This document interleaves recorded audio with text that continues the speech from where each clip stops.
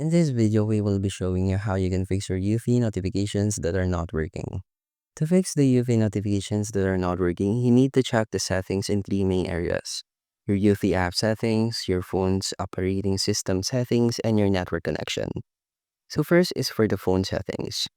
Go to your notifications inside the settings and locate the Eufy security app and ensure that allow notifications is turned on. You can also go to the settings, head to the apps, and tap on Eufy, and select the battery and set the optimization to unrestricted or add the app to the unmonitored app list, since some models may require you to enable auto start. Next is to ensure that your phone is not in DND or focus mode, which can silence notifications or prevent them from displaying on the lock screen. Next is inside the Eufy app and device settings. Within the Eufy app, go to devices and select your device. For example, is camera, doorbell, or anything. And tap the three dot icon, then head to the settings and tap on the motion detection and confirm that it is enabled.